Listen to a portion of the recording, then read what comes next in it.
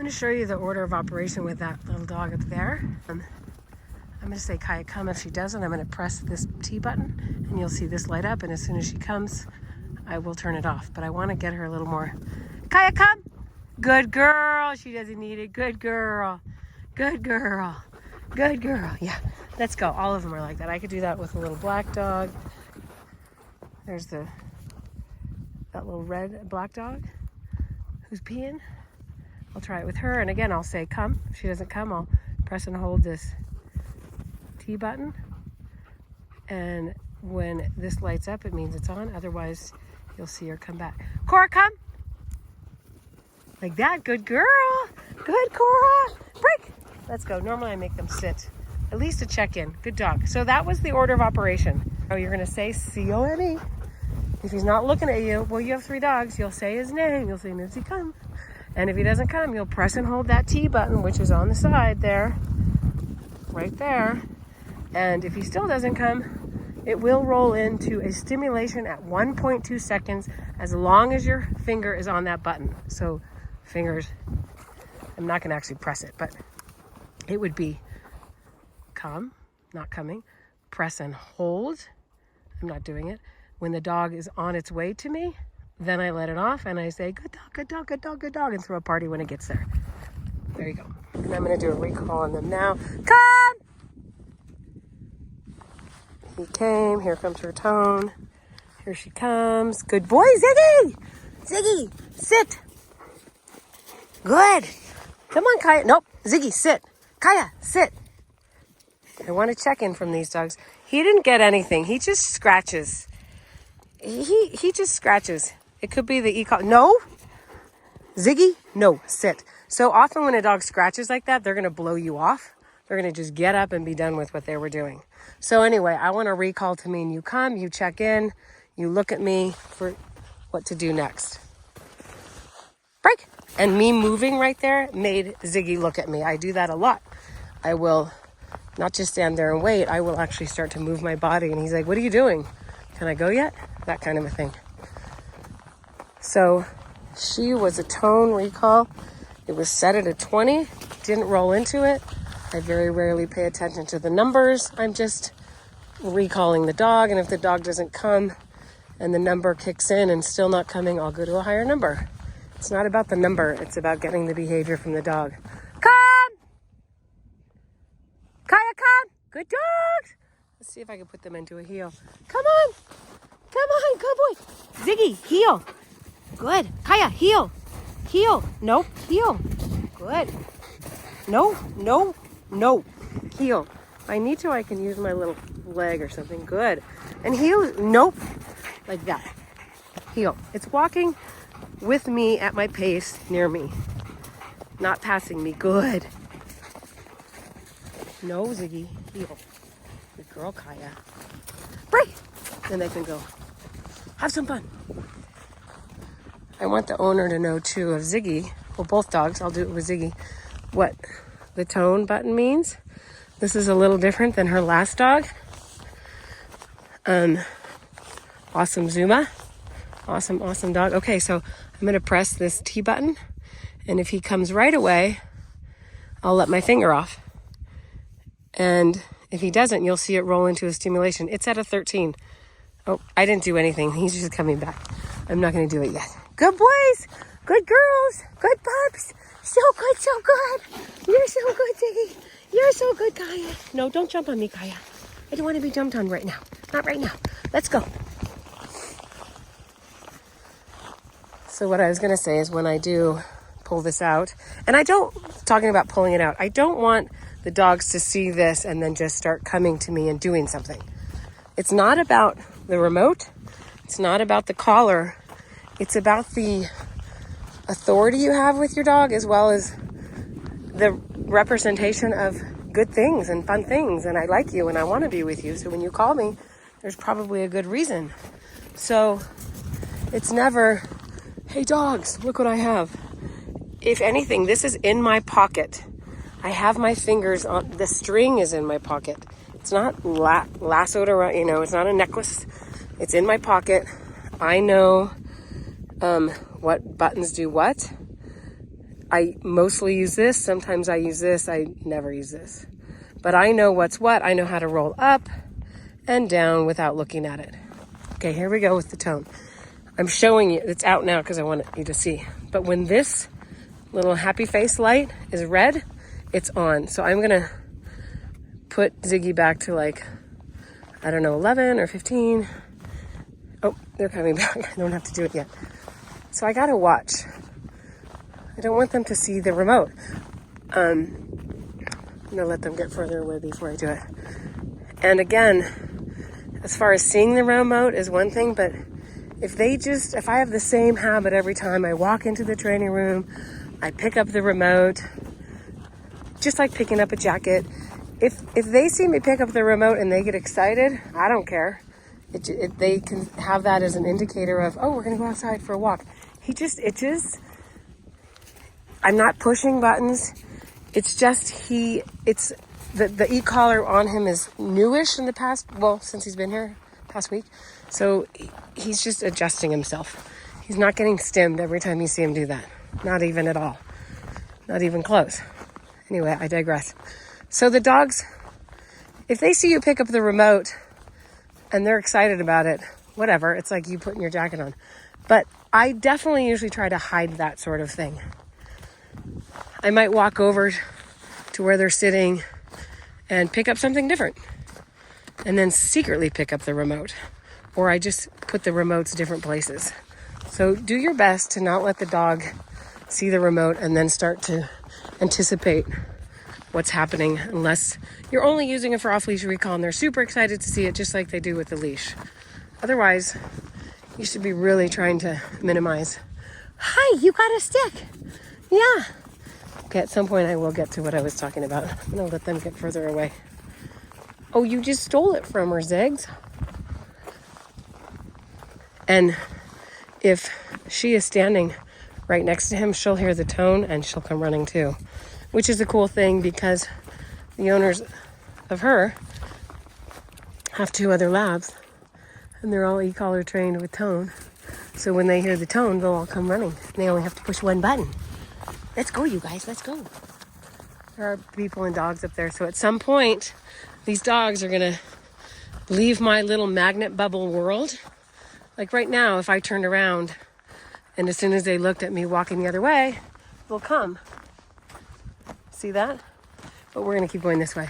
But at some point, because they're in my magnet bubble, my world of a magnet bubble, at some point they're going to see those other people and dogs and they're going to look, what should we do? And then decide to go.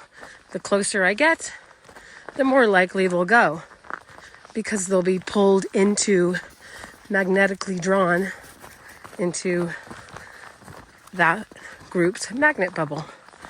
And at some point between here and there, there's a line where they're still in mine versus they're going to theirs. And it's always different for whatever it is that's out there. It's always different for the dog in front of you. It's never the same for every situation. So you have a better chance of recalling them. Come! Kaya, come! Without having an e-collar, right? Good boy. Good boy. Come on, Kaya. Good girl. She's been needing 2, which is sort of interesting. Sit. You guys, sit. Kaya, sit. Ziggy, sit. Good. Break. What was I saying? Oh, if they're still in my bubble, they're going to recall, especially if they're not super distracted by something. She was getting distracted by the sticks over there. Or I was competing with those sticks, I should say. Anyway, but at some point they'll get closer into their magnet bubble and they'll probably end up needing a tone. And if they were right on the people, then the tone would probably end up rolling into the stimulation. And back to Ziggy's owner. This T button, if you press and hold it, it's tone for 1.2 seconds, and then it rolls into stimulation. So me saying, come, here, I'm going to let him get up to her, and I'm just going to press the tone, you'll see them. You'll see it turn red. And here he comes. Oh, it rolled into it.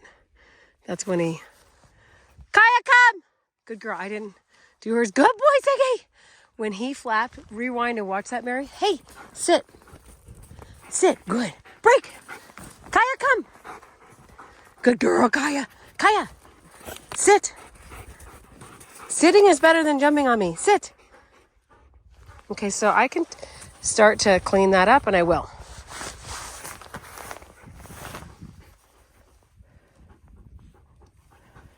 Kaya, sit. Break. Good girl. Rewind. Watch when he was out there. The tone went on. He stopped. He's like, oh, but Kaya's still going. He felt the stimulation, which wasn't very high for him at all. And you saw him shake his head and run back. So he understands what to do with it, but he still isn't sold on the tone if he's pulled it. Well, most dogs aren't sold on turning around at the tone if they're pulled into something else. And what I was saying is if you press and hold that T button, it tones in their ear for 1.2 seconds. You saw Ziggy decide and think about it. I could tell exactly when it rolled into the stimulation because he shook his neck and then he came running. But that's learning for future events. So if I do the tone again, chances are he would just come right away because he doesn't want it to go into the stim. However, if I let my finger off that button before 1.2 seconds, it never gets into the stimulation. So only let your finger off the button when the dog's committed. Right there. Good boy. I don't know if you saw him. Good boy. Good boy. Break. I didn't make him sit. Let's go. Let's go. I might do it one more time like that, but otherwise he's going to get too clingy. Can you see that red dot? Red. Good boy. That went to stim. Good boy. Good boy. Let's go. Let's go. I'm going to do hers when he's next to her.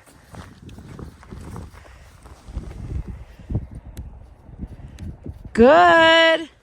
Good girl. See, she turned around fast. She doesn't go into the stim.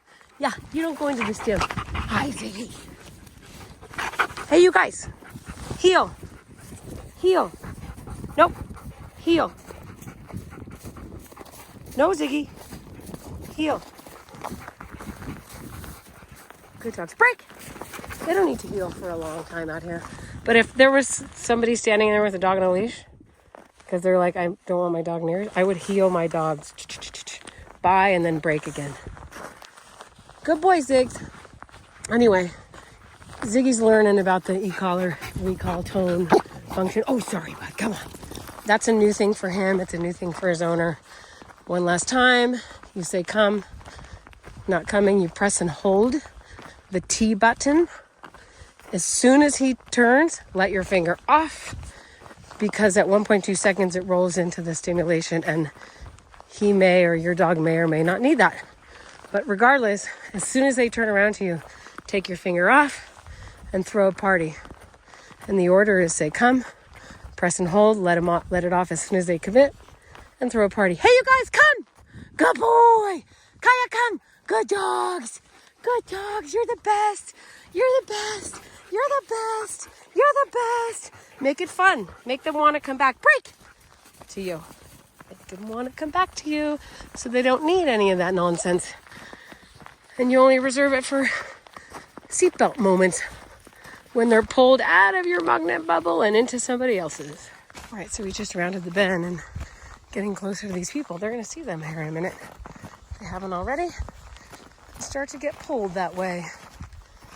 And in that situation, I'm going to have the numbers up a little bit higher. Not by much, but just a little bit. Let me pick up that poop. Like if it were a running deer, I would definitely have the numbers up higher. But the closer they get to that group's magnet bubble of pull, there they are looking, the higher the competing reinforcer / distraction I am dealing with. So the higher the distraction, the higher the number. It's just how it is. Imagine if I was whispering to you in the library, hey, let's go. You'd hear me and say, okay, let's go. We're in a Vegas nightclub with the music pumping, and I say, hey, let's go. You're not going to hear me. I'm going to have to grab your arm, yell in your ear. You'll be like, okay, let's go. And you won't find that annoying at all. But if I did that in a library, you'd be like, why are you grabbing me? Okay, let's see if I can do it with the come. Getting ready on the different buttons. Like I know how to use these. See how I have my fingers ready? Okay, they didn't do anything. Good dogs, good boys, good girls, good pups. They checked back in with me. That was awesome. Good. Let's go. Let's go. Again, hide these in your pocket. Just know where the buttons are. There's more people and pups out there. I'm also assessing what's going on with the people and the dogs. I mean, they're all off leash. Come! Come! Good dogs.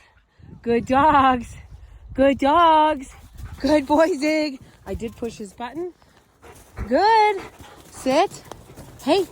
Sit. Sit. Kaya, sit. Good. Stay. Stay. Break! I'll let them go say hi if they want. So I ended up saying come, and he was just going. So I pushed his. Pretty sure he turned around right at the tone. I might have said Kaya come. I might have just said come again. Pushed hers. And she felt, heard it, and then I think it rolled into the stem. Can't remember, but I could rewind and watch. Anyway, it really doesn't matter. She did the right thing. But again, the higher the distraction, the louder, not let's say volume-wise, but the more relevant you need to be, and these tools help in that. The tone is almost like, Kaya, come! Oh, good dog, Ziggy. I didn't do it to anybody. Come on. Good. Ziggy, come. Good. Break. He shook. I didn't push any buttons. Break. This time, I really will let them go say hi, because neither one of them needed a... She was on her way, and she came right away. But I also don't want them to think it's about they can't go say hi. It wasn't doing a you can't do that. It was I'm going to call you, so come. I wasn't teaching them not to do something. Let's go, Ziggy. Hello.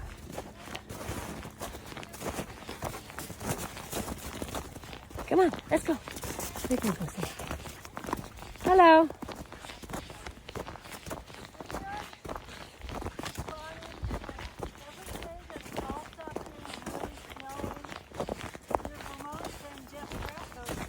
How are you today? Good. How about yourself? Good. Good. Happy dogs. Oh, they're very happy. Yeah. Yeah. Okay, you guys, let's go. Ziggy. Kaya, have a good husky. Kaya. Kaya, come on. Kaya, come on. Good girl. So I think that second come on, I gave her a little tone. We're going to head this way. There's more dogs up here. So one thing I want to talk about is e-collars and tools and prong collars, and people should never be shamed for using a tool that helps them have better control over their dog, and therefore the dog has more freedoms in life and a better life because of it. It's not a tool that's being abused. Anything can be abused, even food. How many obese dogs are out there? Too many, in my opinion. Anyway, some owners, it just gives them that little bit of help with their authority for their dog, and there ain't nothing wrong with that. They're not abusing it. They know how to use it, and the dog is listening better and minding better, and it's short bits of time in that listening and minding that gives them lots and lots of freedom. which creates for a better life for the dog and obviously for the human because they're not frustrated and worried that the dog might get hit by a car or won't come back when they're called. Okay, Huzzy. So an e-collar or any tool for that matter can be used to help the human have a little bit more authority with their dog. But if somebody's just zapping them all the time, that's bad, right? So there's an order of, like I said, you say come, you give them a chance. They know what come means. Oh, you heard me say come, let's go. They know what the word means, as he did. Like, he literally heard me say come, come, like that. Yeah, they just hear the word and they know what it means. And I've taught it in a way that they can avoid the tone and the stimulation if they just come the first time. And I'm actually fun, so they like to come back to me. And chances are in an off-leash walk, there's a reason I'm calling them to me. Maybe there's a leash dog. We're getting near the car and it's by the road. Whatever, there's a reason. Once the reason has passed, or we've passed that reason, then they get to have freedom again. There's a helicopter up there, that's funny. So, that's another PSA around e-collars and tools and how they really can help. Some owners get a little more authority and therefore follow through with their dog. And big picture is the dog just has a way more happy life filled with freedom.